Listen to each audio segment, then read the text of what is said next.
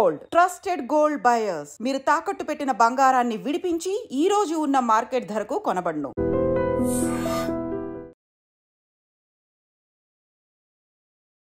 Social media ఇది ఎంత popular చేస్తుందో మనుషుల్ని అట్లనే కింద కూడా పడేస్తుంది అనుకోవచ్చు.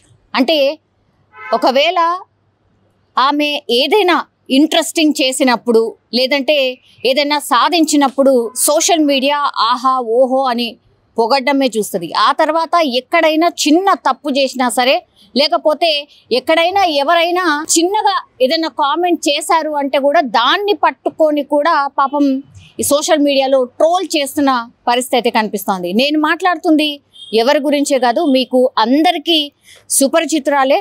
ఆమె పేరు వచ్చేసి జాను లహరి. ఆమె Dhee contestant as well as winner కూడా. అట్లాగే చాలా టీవీ షోస్లో ఆమె పార్టిసిపేట్ కూడా చేసింది. ఫోక్ డాన్సా చాలా అంటే చాలా బాగా ఎక్స్ప్రెషన్స్, అట్లాగే చాలా బాగా డాన్స్ కూడా చేస్తుంది. సో ఎంత ఫేమస్ అయిందో ఈ మధ్య కాలంలో మనందరికీ తెలుసు. చాలా ప్రైవేట్ సాంగ్స్లో కూడా ఆమె డ్యాన్స్ చేసిన పరిస్థితి. సో డాన్సింగే తన హాబీగా పెట్టుకొని డాన్సింగ్లోనే రాణించాలనుకుంది, అట్లాగే రాణించింది. ఢీ అనే షోలో ఆమె విన్నర్ కూడా అయిన పరిస్థితి. ఇక్కడి వరకు బాగానే ఉంది, కానీ ఇంకో వైపు చూసినప్పుడు మాత్రం పాపం జాను మాత్రం ఏడుస్తూ ఒక వీడియో అయితే ఈరోజు పోస్ట్ చేసింది. అందులో ఒకటే అడుగుతోంది, ఎందుకు ఇట్లా ఈ మధ్య కాలంలో అమ్మాయిలు సూసైడ్ చేసుకుంటున్నారు, అసలు జీవితం ఇంకా అయిపోయింది అనుకుంటున్నారు, చాలామంది చనిపోతున్నారు ఎందుకు అని. నేను ఇట్లాంటి వార్తలు వచ్చినప్పుడు నేనే అనుకునేదాన్ని, అసలు ఎందుకు ఇట్లా జీవితంలో ఓడిపోతున్నారు, అసలు ఫైట్ చేయట్లేదు ఎందుకు ఆడపిల్లలు, ఇంత లైఫ్ ఉండగా కూడా దాన్ని ఎందుకు ఇంట్లో అర్ధాంతరంగా ఎండ్ చేసుకుంటున్నారు అని అనుకునేదాన్ని. కానీ నా వరకు వచ్చేసరికి నాకు అర్థం కాలేదు. ఓహో, సో ఇట్లా చేయని తప్పుకు కూడా ఇట్లా అంటే వేధింపులకు గురి చేయడమో లేకపోతే నెగిటివ్ని స్ప్రెడ్ చేయడం వల్లనే ఇట్లా పాపం ఆడపిల్లలు చనిపోయారేమో అని ఈరోజు అనిపిస్తుంది. ఎందుకంటే ఆ బాధ నా వరకు వచ్చింది కాబట్టి నాకు ఈరోజు అనిపిస్తుంది అంటూ చాలా భయంకరంగా ఏడుస్తూ ఎమోషనల్గా ఏడుస్తూ చాలా క్వశ్చన్స్ అడిగింది.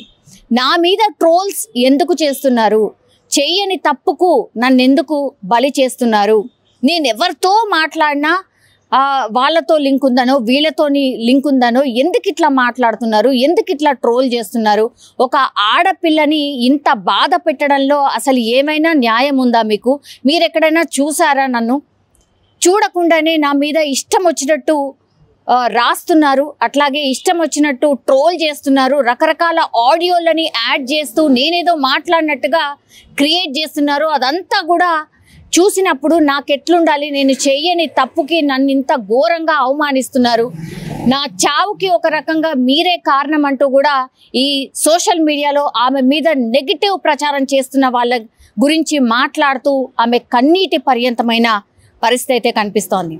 తమ్ముడితో మాట్లాడిన లింకే, అన్నతో మాట్లాడిన లింకే, అంటే ఒక మగ పిల్లగాడితో మాట్లాడితే ఇంకా ఏదో ఉన్నట్టే లెక్కనా, అంతేనా, మీ ఆలోచన అక్కడి వరకే ఉంటుందా అంటూ ఆమె పాపం స్ట్రైట్గానే క్వశ్చన్ చేసింది. నిజంగానే అంటే ఆడపిల్లలు ఇంత కష్టాన్ని ఓర్చుకొని ఆమె పర్సనల్ లైఫ్లో కూడా ఒడిదుడుకులు ఉన్నాయి కాబట్టి అవన్నీ కూడా ఓర్చుకొని ఆమె ఒక స్థాయికి ఎదిగింది.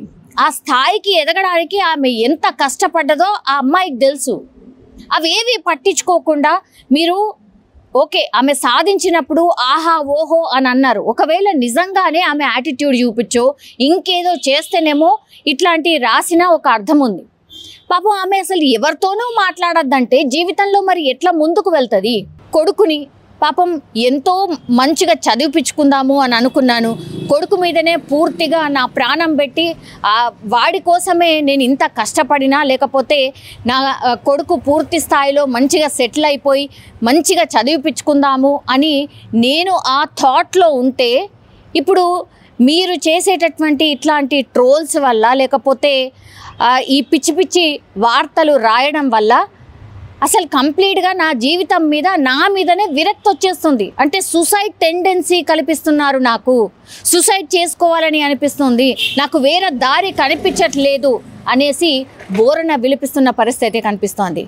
నెగటివ్ వార్తలు రాసే వాళ్ళు ఎవరైనా సరే నిజంగానే అట్లాంటిది ఏమైనా వస్తే ఆమెకి అంటే ఆడపిల్ల గురించి కాబట్టి ఆడపిల్లకి కనీసం ఆమెకు మినిమం ఇలా వచ్చిందమ్మా ఇది కరెక్టా కాదా అని చెక్ చేసుకున్న తర్వాతనే ఇట్లాంటివి వేస్తే బాగుంటుంది కదా. నిజం చెప్పాలంటే కూడా పాపం ఆమె ఏంటి ఆమెకిచ్చి ఆమె స్వతహాగా ఎదిగింది, ఆమెకేం బ్యాక్గ్రౌండ్ లేదు, లేదంటే ఆమెకేం పుషప్ లేదు, ఈ ఇండస్ట్రీలో ఎవరు ఉన్నవాళ్ళు కూడా లేరు, వాళ్ళ ఫ్యామిలీ బ్యాక్గ్రౌండ్ అసలు వెరీ నార్మల్ బ్యాక్గ్రౌండ్. అట్లాంటిది ఆమె కష్టార్జితంగా డ్యాన్స్ మీద ప్యాషన్తోని ఆమె ఒక కాంపిటీషన్కి వెళ్ళింది. దానికంటే ముందు చాలా వాటిలలో ఆమె డ్యాన్స్ చూసిన తర్వాత నువ్వు వీటు వెళ్ళొచ్చు కదా, ఢీకి వెళ్ళొచ్చు కదా, అక్కడ నీకు ఆపర్చునిటీ ఉంది అంటే అక్కడికి వరకు వెళ్ళింది, అక్కడ విన్ అయింది, సెట్ అయింది.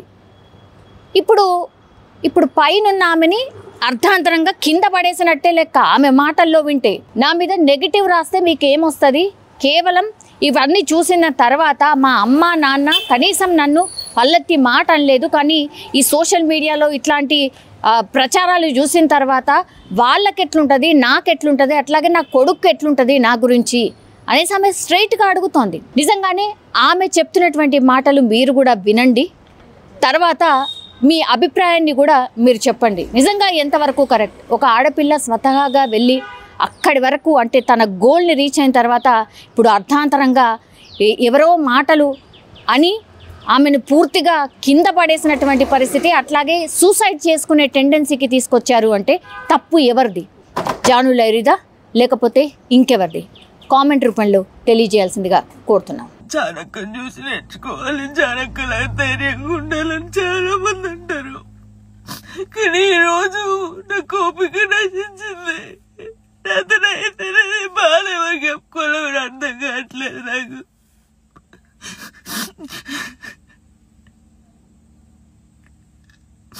అసలు నా వల్ల మీకేమైనా హాని జరిగిందా, ఏమైనా నష్టం వచ్చిందా? జానులేరి నా కొంచెం మంచి కూడా ఉంది కదా, మంచి పెట్టొచ్చు కదా. అన్నయ్యతో మాట్లాడినా, అక్కతో మాట్లాడినా, చెల్లెతో మాట్లాడినా, ఎందుకు నాకు ఇద్దరు నవ్వినా నేను కూర్చున్నా అసలు. అయ్యో నరకంగా అనిపిస్తుంది నాకు.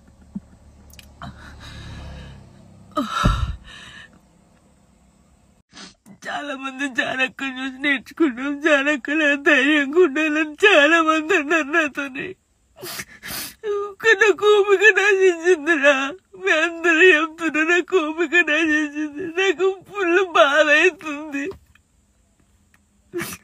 ఇంత నరకంలో నిజంగా చాలా మంది అమ్మాయిలు సూసైడ్ చేసుకుని చచ్చిపోతే ఎందుకు చచ్చిపోయారు, వీళ్ళకి ఏం మాయరోగం వచ్చిందని నేను అన్నా, కానీ ఆ బాధలు ఉన్న వాళ్ళకే తెలుస్తుంది ఆ బాధ, అట్లెందుకు మైండ్కి వస్తుందని నాకు ఇప్పుడు అనిపిస్తుంది. అరే నిజమే కదా, బాధపడ్డోళ్ళకి బాధ తెలుస్తుంది, కానీ తప్పు. న్యూస్ ఛానల్స్ కానీ ఇన్స్టాగ్రామ్ లో ఉన్నోళ్ళకి కానీ చాలా తప్పు. ఒక జీవితాన్ని, ఒక ప్రాణాన్ని మీరు ఆ ప్రాణం పోయినాక మీరు చేసేది ఏం లేదు, మీరు సంతోషపడతారు, కానీ ఒకరిని చంపి ఒకరిని బాధపడి మీరు బతకొద్దు, చాలా తప్పు. నా లైఫ్ మీద మీకు ఇంత ఇంట్రెస్ట్ ఎందుకు? మీ లైఫ్ మీద పెట్టుకోండి కదా, ఆ టైంలో మీ లైఫ్ మీద పెట్టుకుంటే బాగుంటది. ఒక అమ్మాయి జీవితంతో ఆడుకున్నాడు ఎందుకు?